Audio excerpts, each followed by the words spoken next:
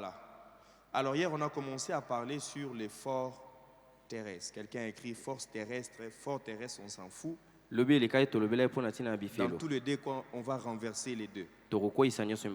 Qui est basé sur ces textes de 2 Corinthiens, chapitre 10, du 3e au 5e verset.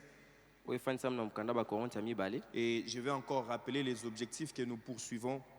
Nous voulons comprendre les forts terrestres mentales. Ce qu'on avait, on a compris hier, nous avons défini ce que sont ces forts terrestres et comment elles se manifestent dans nos vies. Mais il était aussi important d'identifier les origines et les symptômes des forts terrestres. Analyser les forteresses spirituelles courantes que nous allons voir demain et comment détruire les forteresses. Alors comme je l'ai dit, on ne saura pas tout faire du haut de la chair. Il y a d'autres nous avons sectionné. Il y a certaines choses, on va prier plus le matin, quand nous venons ici au temple, ou quand nous sommes sur Zoom. Ça nous permet de gagner en temps parce qu'il est important que vous puissiez aussi avoir la matière. Alléluia. Alors hier, on a commencé à expliquer, on a défini c'est quoi les forteresses. On a donné à peu près 10 formes de forteresses dans notre définition. Et en conclusion, on avait dit que les forteresses sont des schémas de pensée enracinés qui vont à l'encontre de la vérité divine et entravent la croissance spirituelle et personnelle. Vous vous rappelez, les dimanches, nous avons parlé sur les 4 éléments qui constituent la personnalité, l'identité de l'homme. On a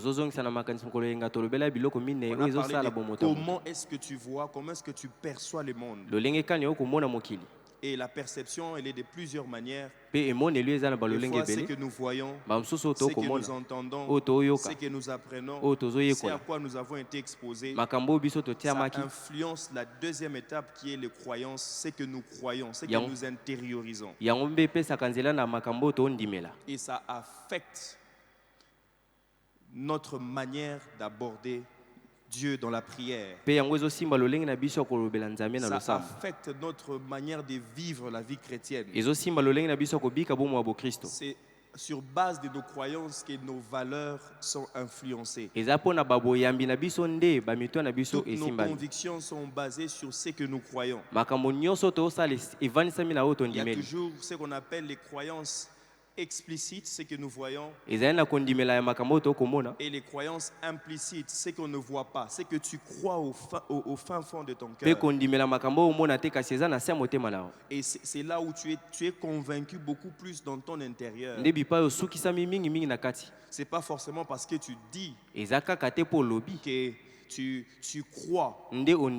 Mais la Bible dit si tu crois, la croyance est d'abord dans les cœurs.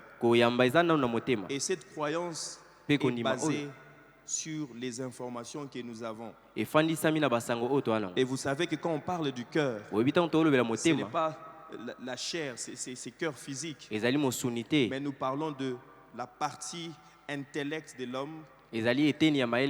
Là on parle de l'âme. Et nous devons croire dans notre âme. Parce que c'est dans notre âme que nous intériorisons les informations. C'est dans notre âme que nous comprenons les choses. Dans notre âme, nous avons l'intelligence, la capacité à accumuler, à comprendre le fait. Dans notre âme, c'est là où nous avons les sentiments.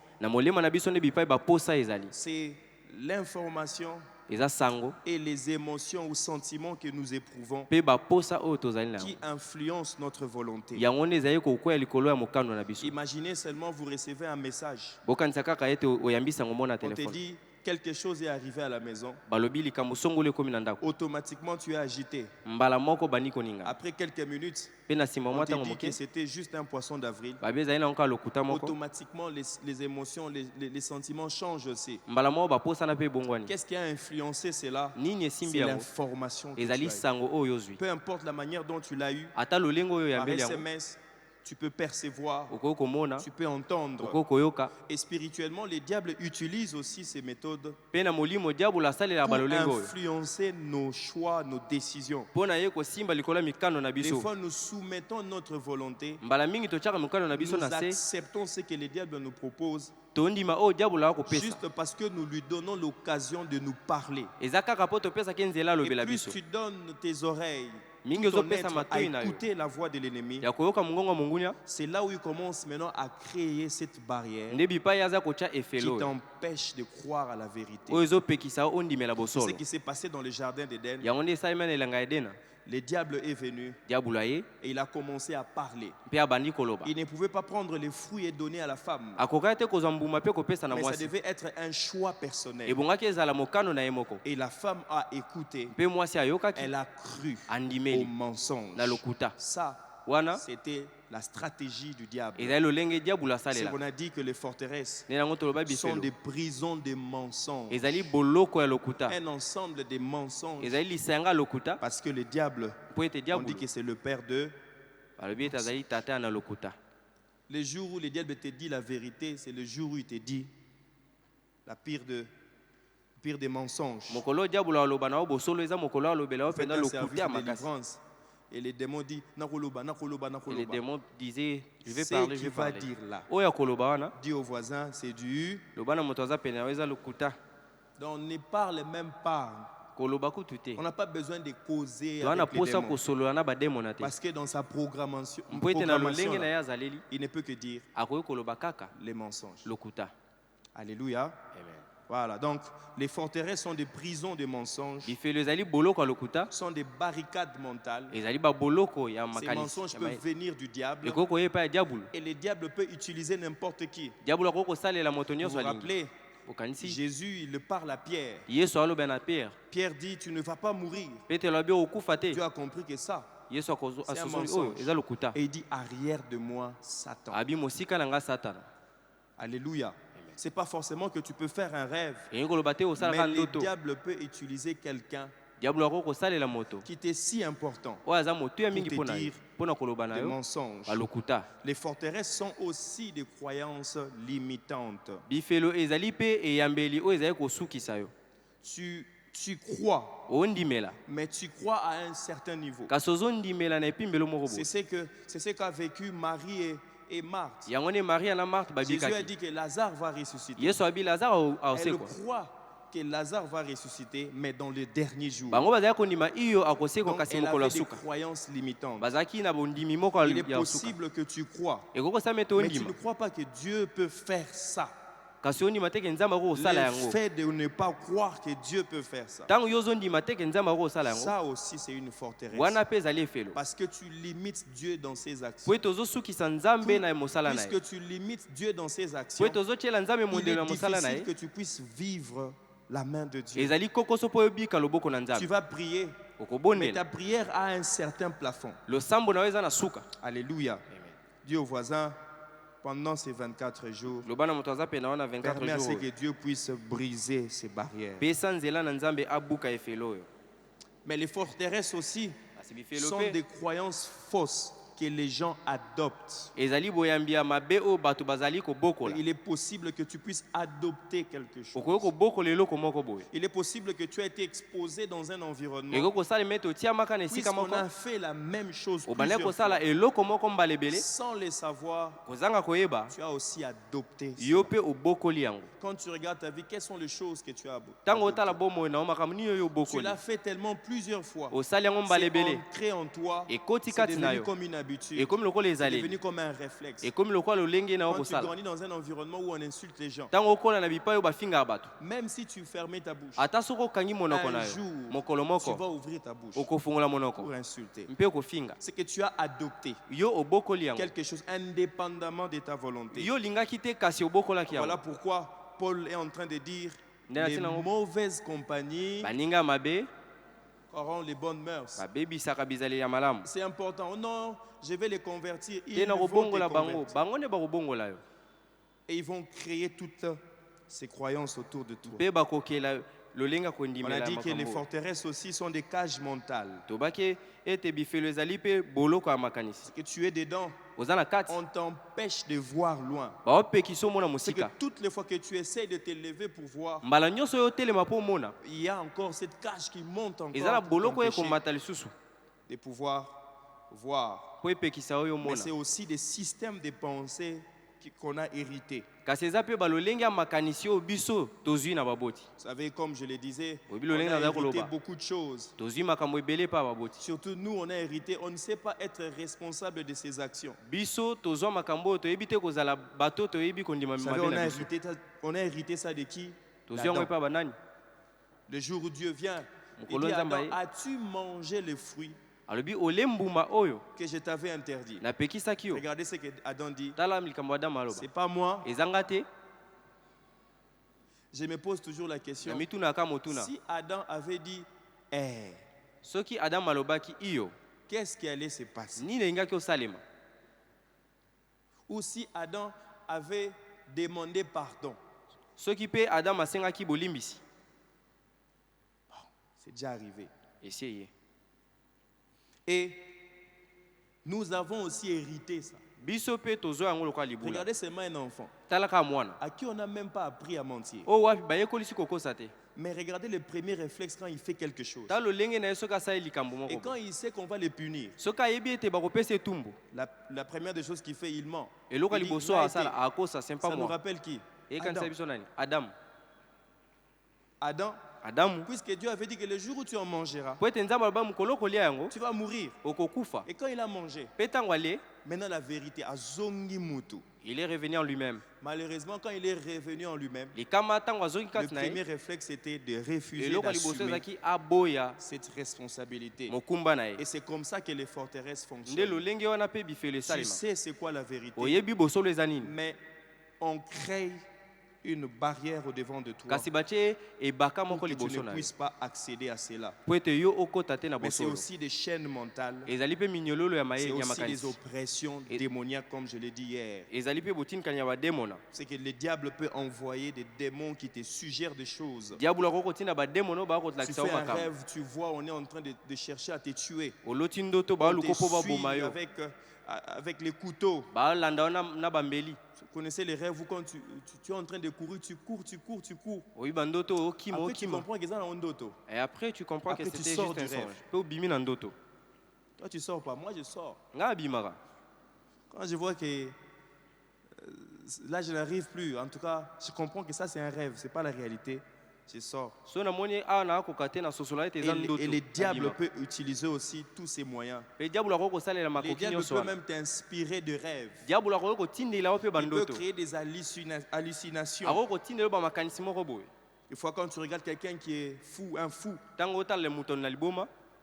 il est juste entouré par des barrières, des oppressions démoniaques qui fait en sorte qu'il ne sait plus décider. Là, on a besoin du puissant sauveur pour les sortir de là. Mais c'est aussi des blocages spirituels qui peuvent bloquer un aspect de ta vie. Tu deviens amorphe, tu ne sais pas agir. Et ça déstabilise ta vie de prière. Dieu veut que tu puisses toi-même te lever dans la prière. Mais c'est comme si tu as cette lourdeur. Tu sais exactement ce qu'il faut faire. Mais il t'a tellement bloqué, il t'a dissuadé, il t'a donné de mauvaises pensées.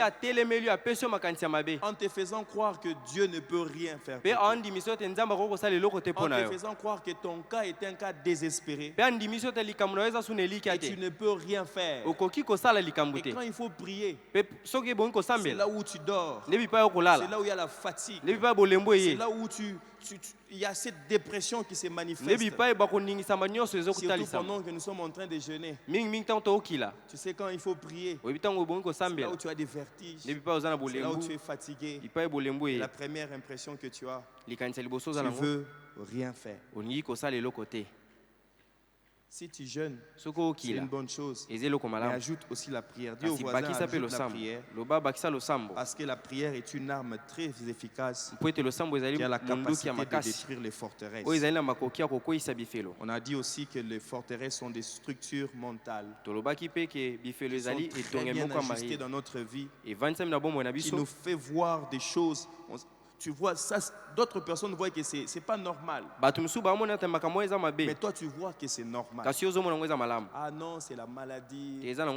Tu vois, c'est les corps, c'est l'environnement, c'est l'évolution, c'est la nourriture que nous mangeons maintenant.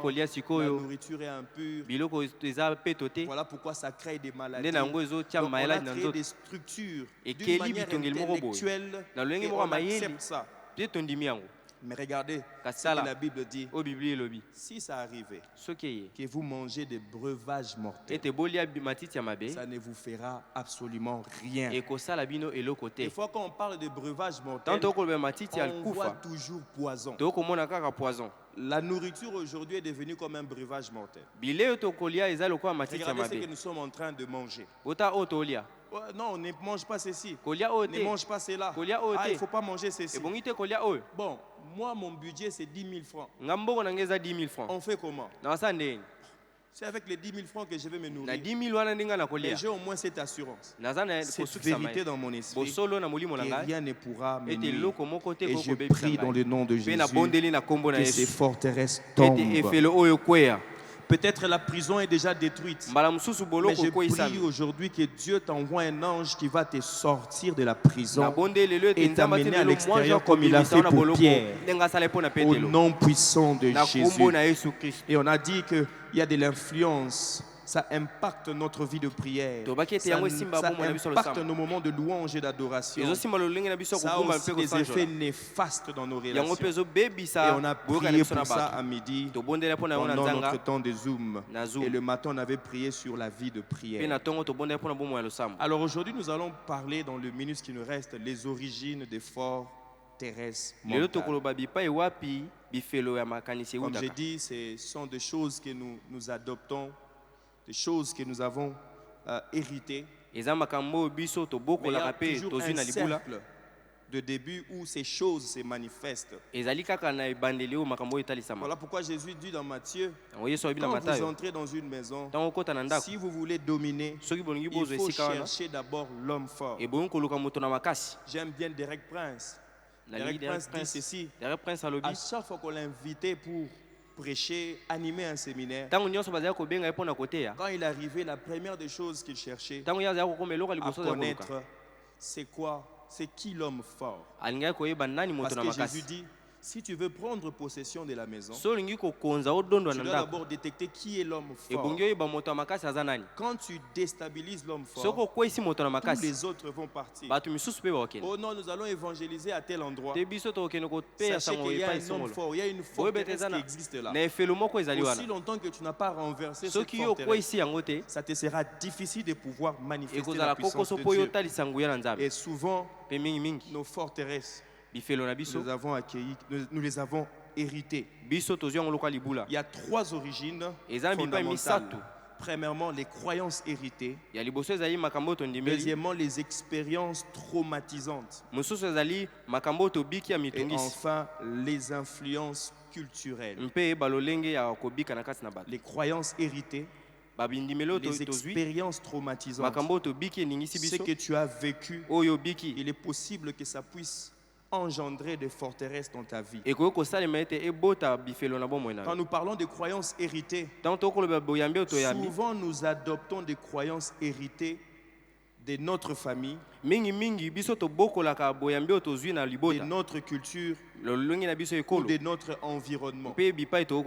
La première souche, nous connaissons, c'est la famille. Chacun de nous naît dans un contexte familial. Que ce soit tu es issu d'un couple monoparental, mais c'est d'abord dans un contexte familial.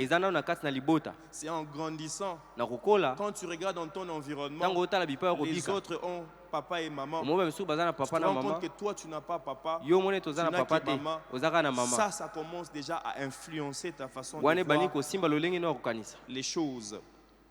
Ces croyances peuvent être en contradiction avec la vérité biblique. Ce n'est pas forcément ce que nous recevons dans nos familles qui vont directement dans la direction de ce que Dieu dit. Par exemple, l'idée que nous devons constamment mériter l'amour de Dieu peut provenir d'une éducation fondée sur la performance plutôt que sur la grâce. Il y a des familles où c'est quand tu réussis qu'on t'achète un cadeau. Vous savez, on faisait tout, on est prêt même à tricher. Parce que je sais que le cadeau que je vais recevoir, ça sera sur base des points que je vais faire.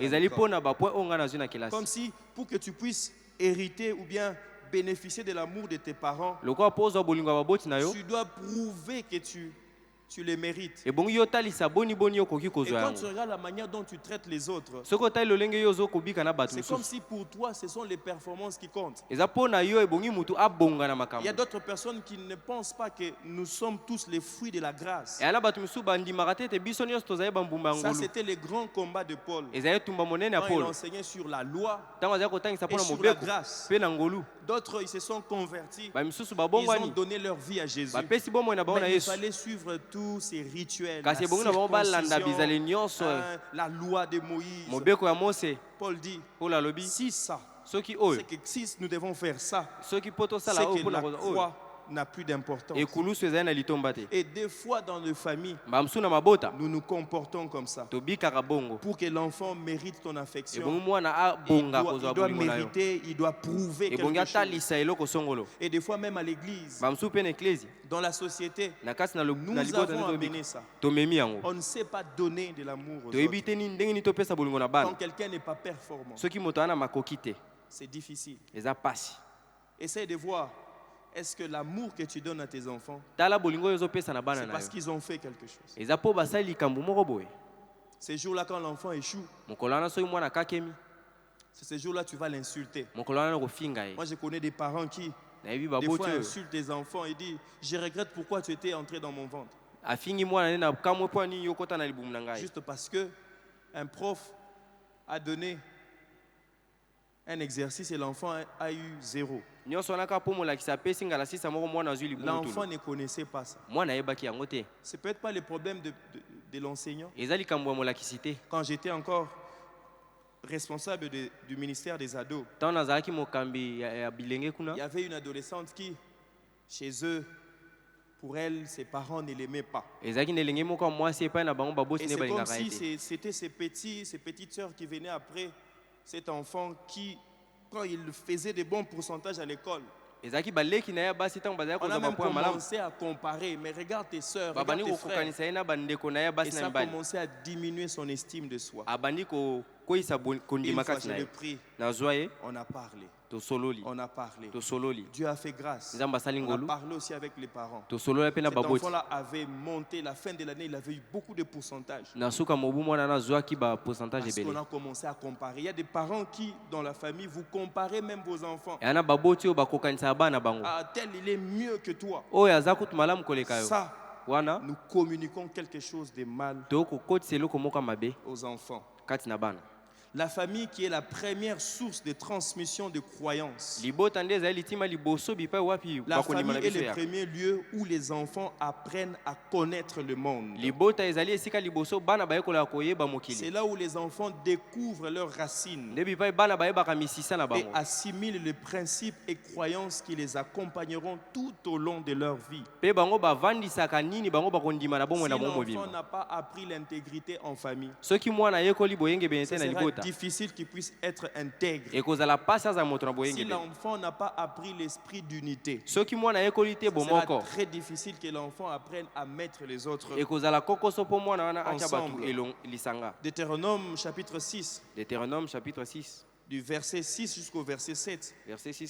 Dieu dit, je vais lire, et ces commandements que je te donne aujourd'hui seront dans ton cœur. Tu les inculqueras à tes enfants.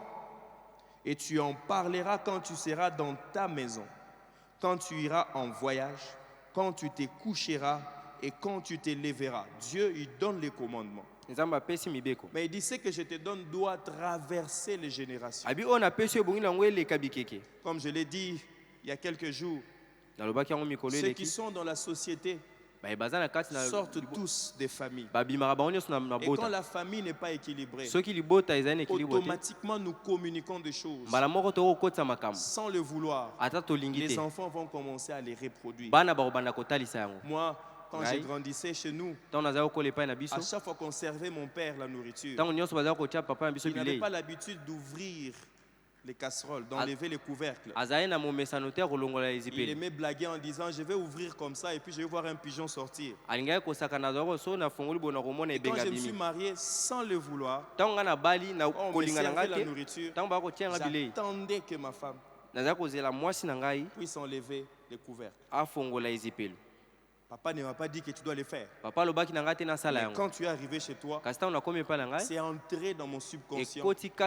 C'est devenu comme un réflexe. La première fois qu'on me sert, je dis non, mais j'attends que tu puisses ouvrir. Et je me suis souvenu que on ne m'a jamais enseigné ça. J'ai juste vu mon père le faire.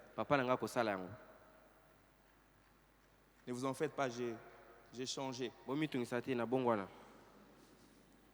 Chance, hein? J'ai changé, n'est-ce pas? Pourquoi? C'est là où nous développons des convictions. Si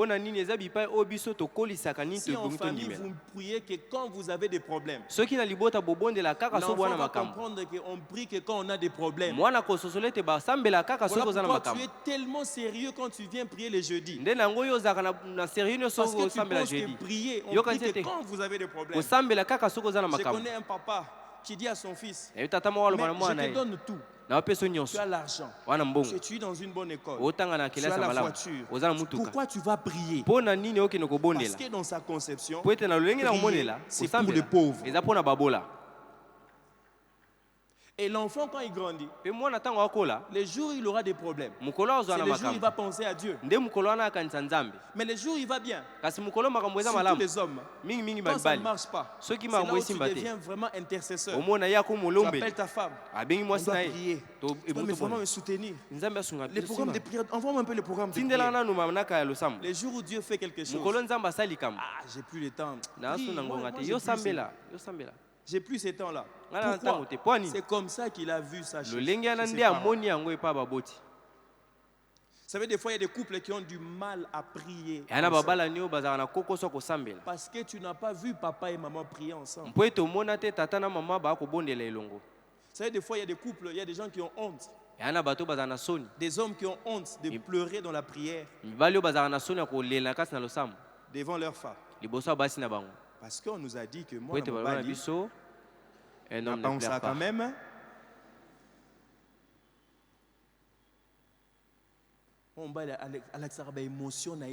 Un homme ne montre pas, ne dévoile pas ses émotions. Quand tu as des problèmes, ça va? Ouais, ça va. Ah, madame. Moi aussi, j'ai souffert de ça quand je me suis marié. Quand j'avais des problèmes, je me retirais. Quand on me pose la question, ça va? Ça va aller. Mais il sent que je ne vais pas bien. Et quand il pose 2, 3, 4 questions, là, en tout cas, je vais lui répondre. Non, toi, tu ne fais pas ça. Toi, moi, vraiment, Dieu est en train de parfaire mon caractère. Et j'ai appris à parler. Ça veut dire certains hommes qui n'ont pas vu comment est-ce que papa reprochait avec amour sa femme. Et automatiquement, dans son foyer, la meilleure méthode qu'il utilise, c'est la violence. Si tu as vu papa frapper maman, quand tu étais enfant, quand tu grandis, tu penses que la meilleure façon d'éduquer l'enfant, la femme, c'est entrer dans ton subconscient. Et ces choses t'empêchent de vivre les vérités bibliques. Comme je l'ai dit hier, il y a certaines églises qui croient que quand on se rencontre, les femmes doivent toujours être on appelle ça en foulard. Moi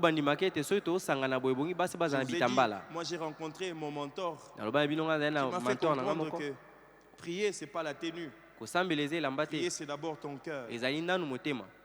Quand tu es en chambre, est-ce que tu mets la veste? Il m'a fait comprendre quand on se tient devant les gens, c'est par respect pour les gens. Que tu dois très bien t'habiller pour respecter les gens. Mais ce n'est pas parce que Dieu voit. Vous savez que tu peux prier, tu tournes le dos. Hein? Tu viens au temple, mais tu regardes derrière. J'ai dit de ne pas le faire. Parce que certaines personnes pensent que Dieu est ici. Non, mais je ne vois pas l'orateur.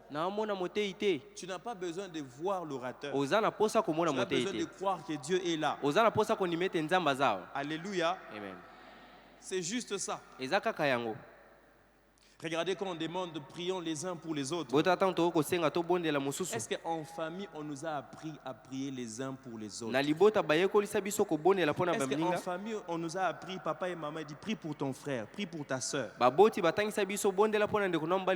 pourquoi nous avons du mal quand on vient à l'église. Quand on dit, tu vas t'aider ton voisin pour prier.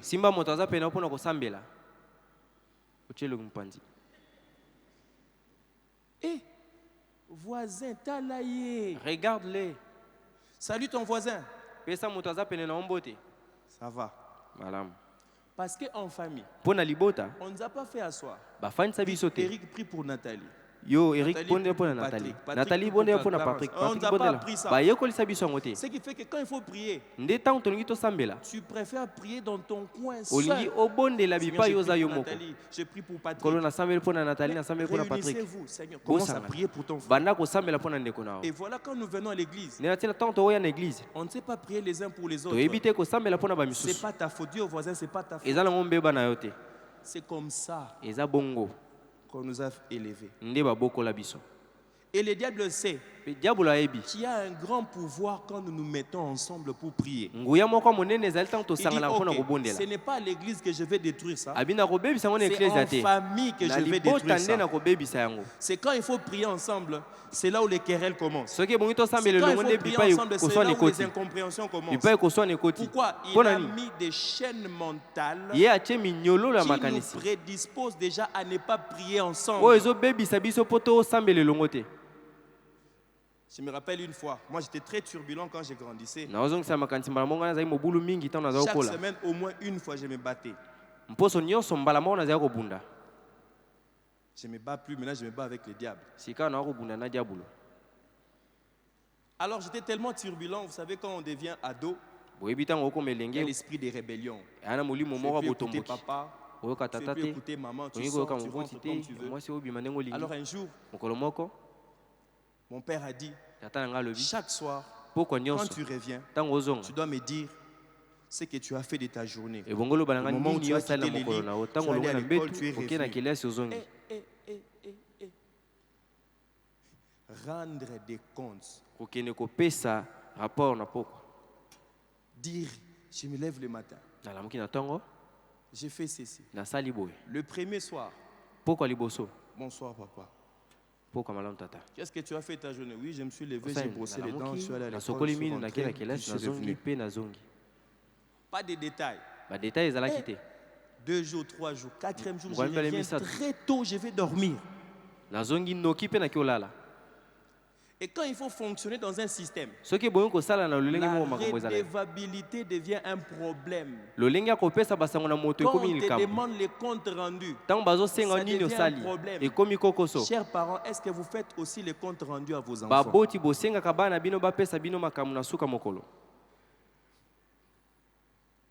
Moi, je vis avec mon neveu. Et chaque soir, quand je rentre tôt, bien sûr, je lui pose la question. Comment était ta journée? C'était bien. Il dit bien, ça veut dire quoi? Je me suis réveillé, j'ai brossé les dents. Et un jour, je suis rentré, j'étais fatigué. Il pose la question. Bonsoir, tonton. Comment était ta journée? C'était bien. Et il me pose la question, c'est-à-dire?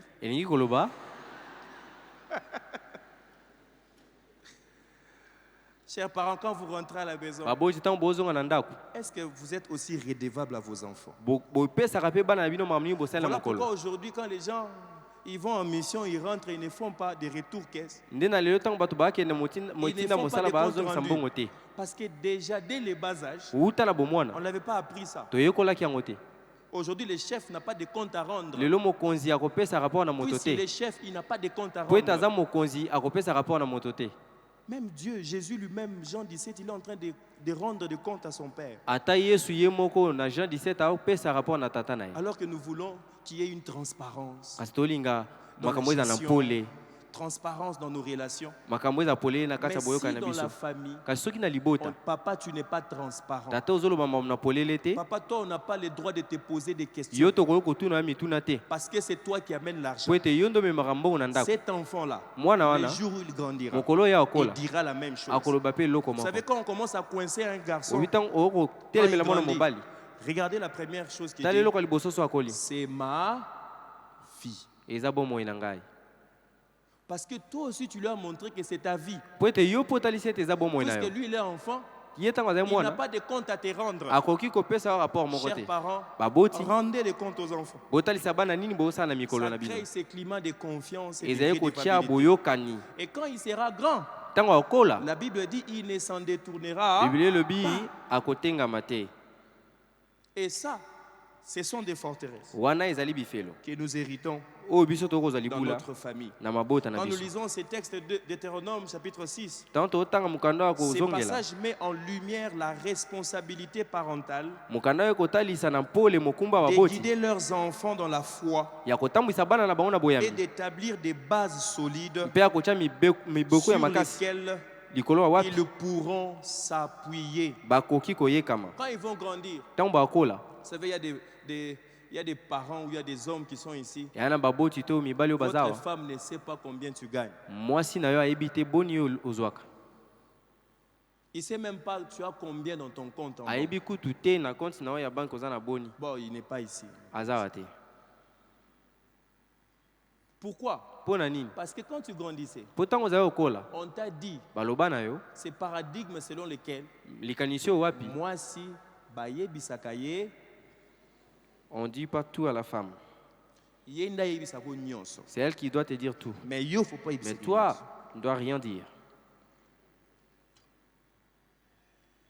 Que Dieu te délivre de ça.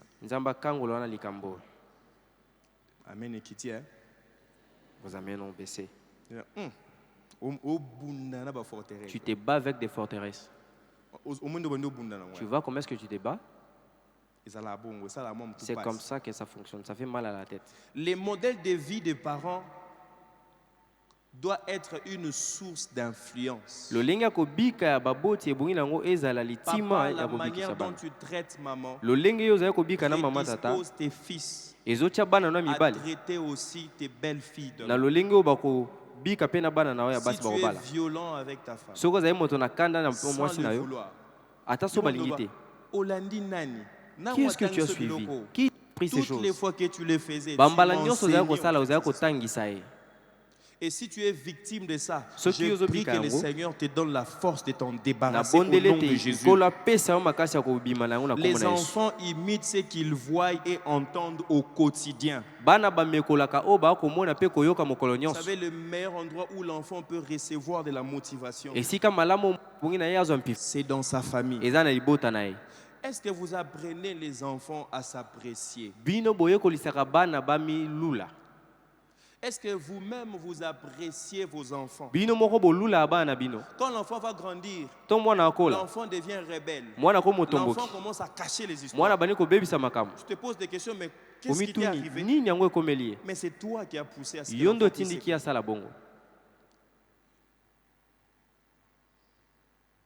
Si les parents vivent selon des principes d'intégrité, de générosité, d'humilité, ces valeurs deviennent pour les enfants des vérités vivantes et tangibles. Moi, j'ai vu mes parents combien ils ont été généreux. C'est difficile que mon père ait l'argent et voir quelqu'un souffrir et qui puisse résister. C'est difficile que ma mère ait l'argent. Des fois même je disais, mais tu en fais de trop. Mais en grandissant aussi, cet élan nous a accompagnés. On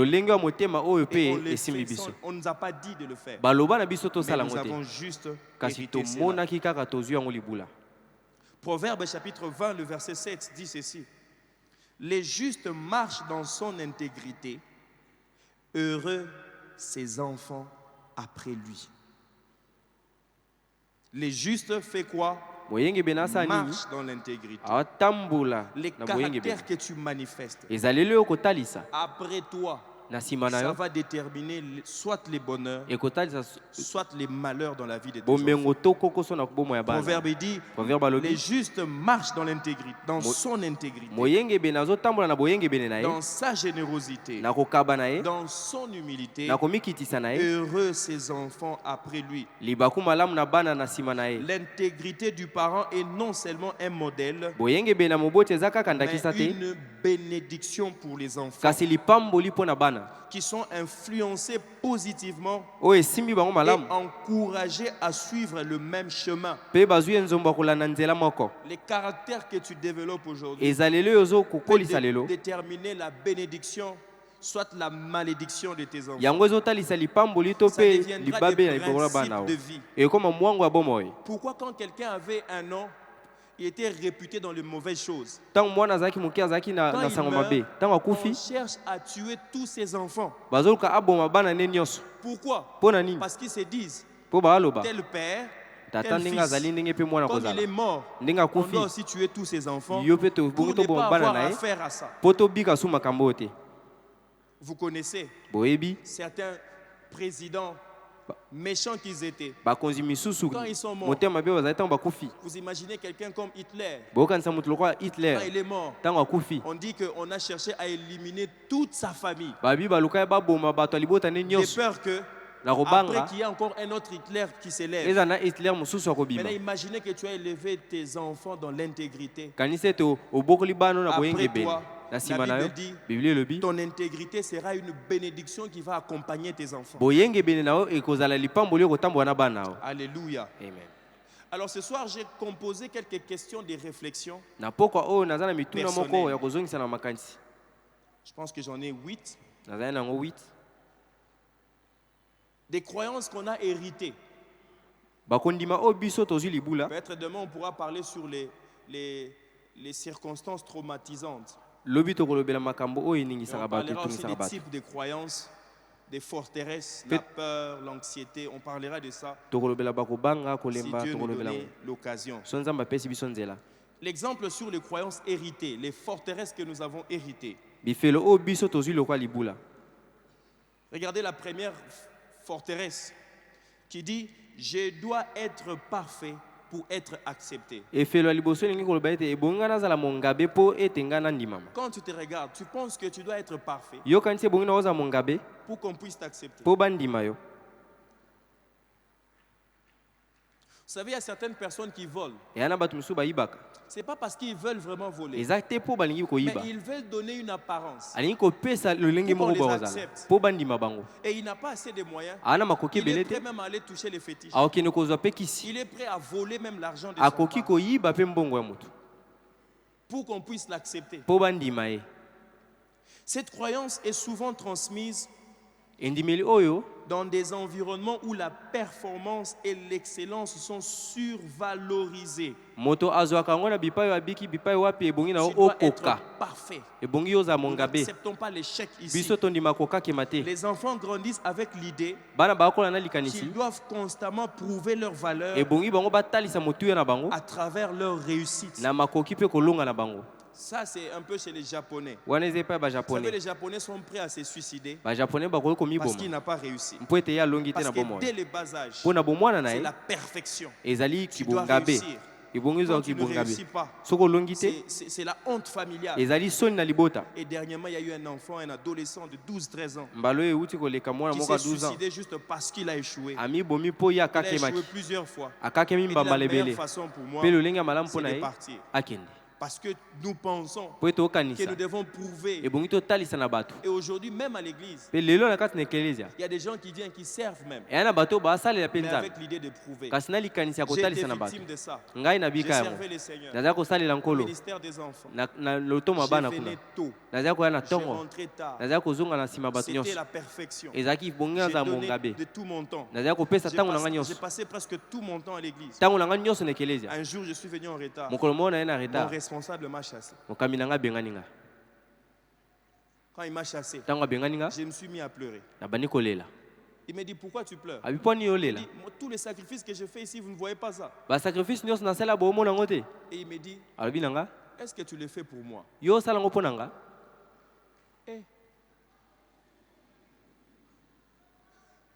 Bon, toi, ça t'est jamais arrivé. J'ai pris que ça n'arrive pas. Moi, ça m'est déjà arrivé. Vous savez, il y a des gens qui servent les seigneurs dans le but de prouver à Dieu que je peux faire. Tu n'as pas besoin de prouver à Dieu quelque chose. Toutes ces capacités viennent de Dieu. Tu ne dois pas être parfait pour que Dieu t'accepte. Si tes parents t'ont montré que c'est comme ça qu'il fallait être, j'aimerais te dire que Dieu n'a pas besoin que tu sois parfait pour qu'il puisse t'accepter. Avant que tu les rencontres, Dieu t'avait déjà accepté par les sacrifices de Jésus-Christ à la croix. Et si quelqu'un ne t'aime pas, si quelqu'un ne t'accepte pas, on s'en fout. Jésus m'accepte tel que je suis. Il n'a pas besoin que je sois parfait. C'est cantique dit, il ne cherche pas les forts, il cherche les obéissants et c'est tout.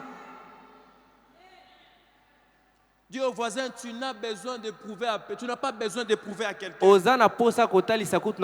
tu es parfait. L'homme parfait n'existe pas. L'être humain est perfectible. Tu peux t'améliorer. Si tu n'as pas réussi aujourd'hui, apprends pourquoi tu as échoué et améliore. Ne cherche pas, il y a des gens qui disent non, je dois prier 1 heure. Si tu ne pries pas 1 heure, tu es faible. Non, Dieu n'a pas besoin que tu pries 1 heure. Il a juste besoin que tu sois sincère, que tu restes dans sa présence et lui, il t'accepte tel que tu es.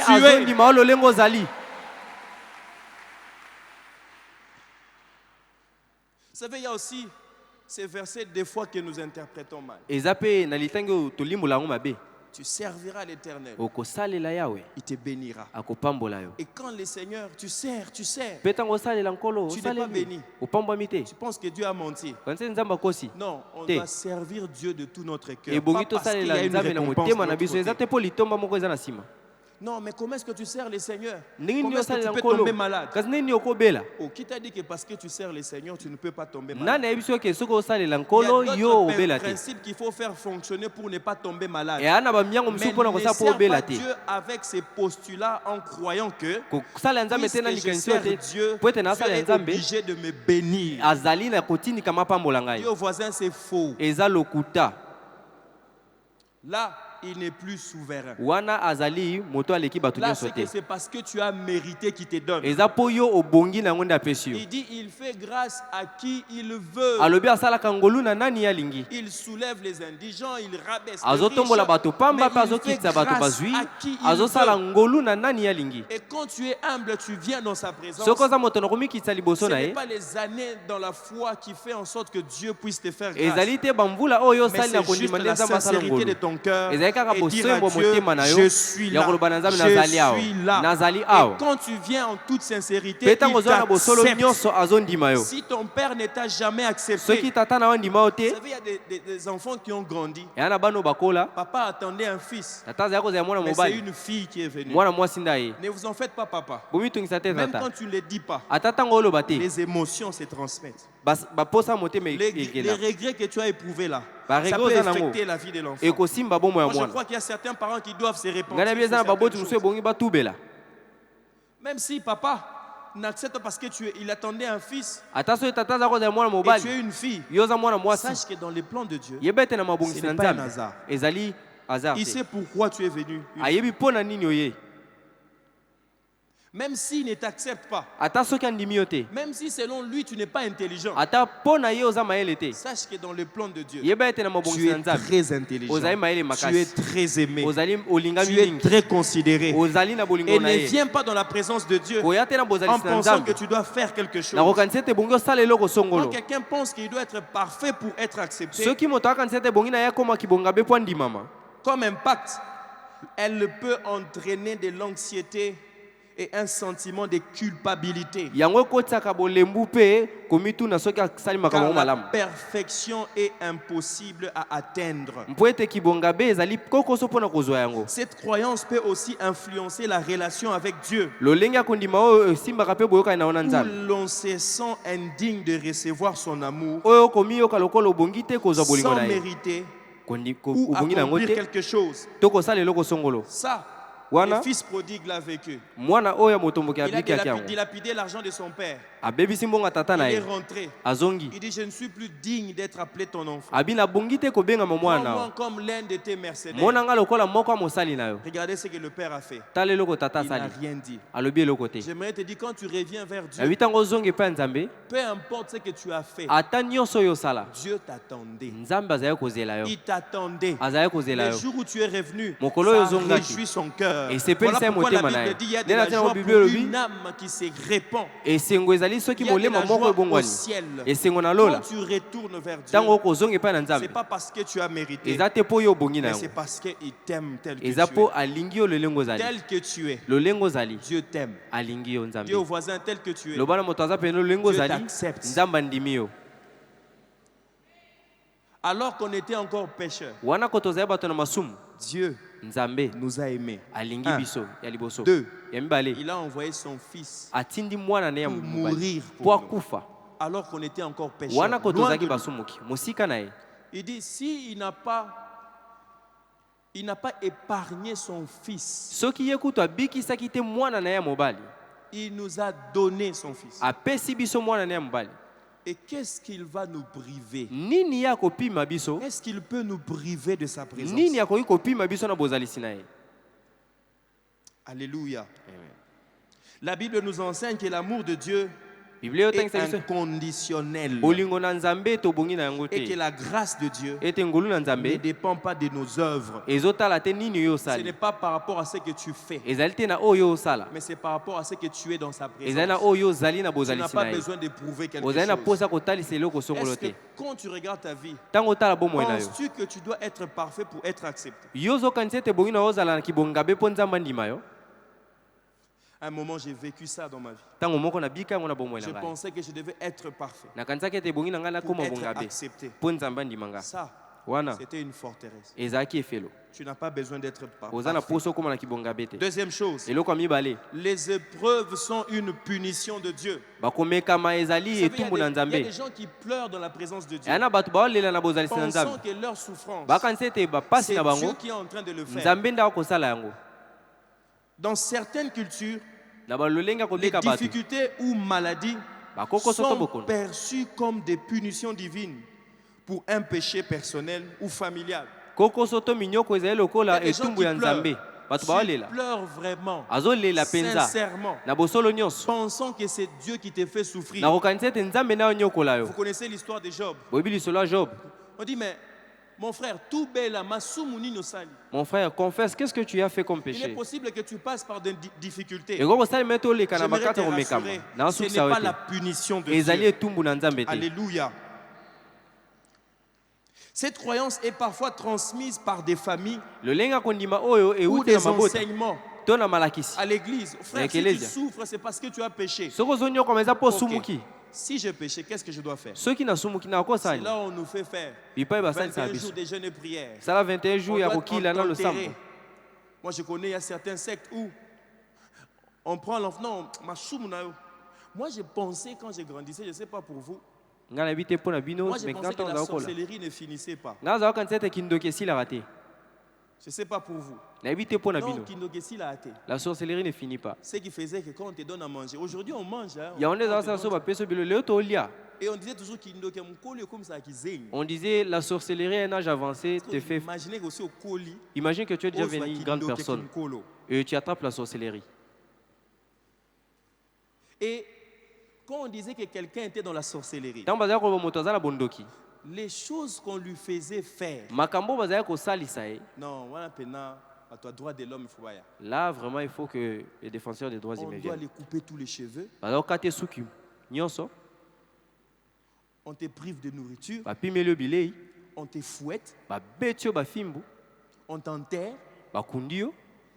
Et chaque jour, on te dit tout bella, tout bella. On te dit confesse, confesse. Tu vas confesser jusqu'où? Et regardez même. Quand tu sais que ton frère là est sorcier, regardez la fausse croyance que tu as. Je ne vais pas dormir avec lui.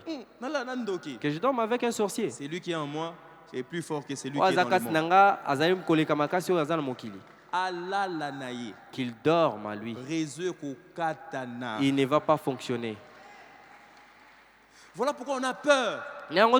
Parce que le diable veut nous faire croire que lui est puissant.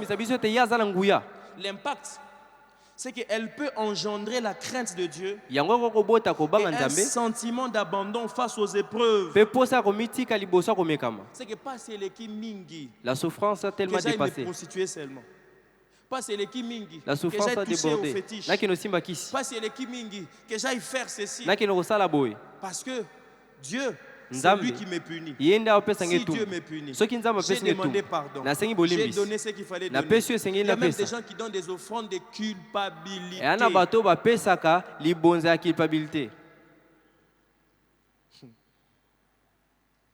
Je sais que ce n'est pas toi. La personne peut avoir du mal à voir les épreuves comme un moyen de croissance spirituelle. Quand Dieu nous soumet à l'épreuve, c'est qu'il veut nous faire grandir. Mais le diable regarde ce qu'il fait. Il te soumet à une épreuve. Lui, il vient, il te tenter. Il rend les choses tellement difficiles pour que tu puisses t'éloigner de Dieu. Regardez ce qui s'est passé dans Exode. La Bible dit qu'il y a eu un pharaon qui ne connaissait pas Joseph. Et les enfants d'Israël étaient en train de grandir en nombre. Quand le mot qui est utilisé là-bas pour dire croître, il ne croissait pas seulement physiquement en se multipliant. Même économiquement, il devenait fort. Alors, qu'est-ce que le diable a fait? Puisqu'ils étaient porteurs de promesses de Dieu, le diable a augmenté quoi? La souffrance.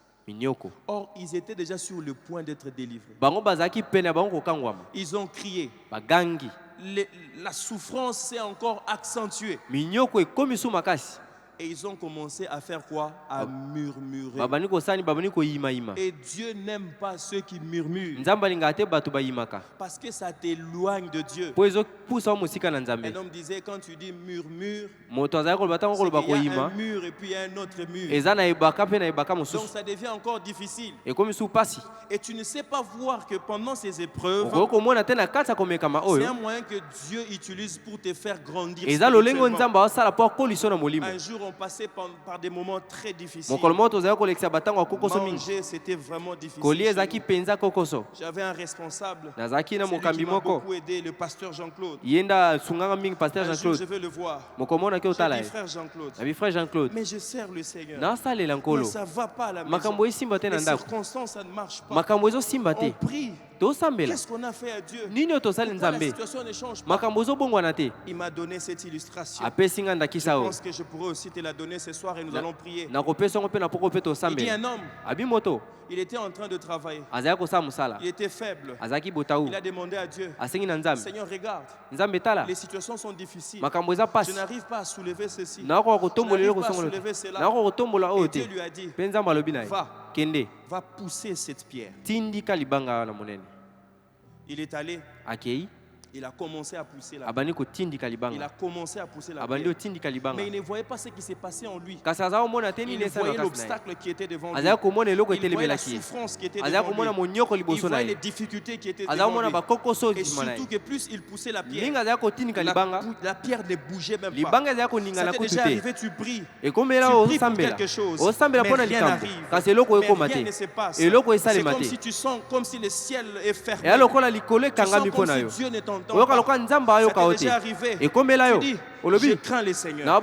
Je suis une femme. Je ne conserve plus. Mais pourquoi je souffre comme ça? Je manque même de quoi m'acheter des besoins élémentaires d'une femme. Mais tu viens, tu sers même le Seigneur. Tu crains les seigneurs. Mais c'est comme si la situation ne bouge pas. Et le monsieur, il poussait, il s'était fatigué. Il est retourné vers Dieu. Il dit, Dieu, depuis que tu m'as demandé de pousser la pierre, moi je t'ai présenté mes problèmes. Toi tu me montres de pousser la pierre. Et la pierre ne bouge pas. Dieu lui pose la question. Quand je t'ai demandé de pousser la pierre, est-ce que je t'avais dit que tu allais la bouger?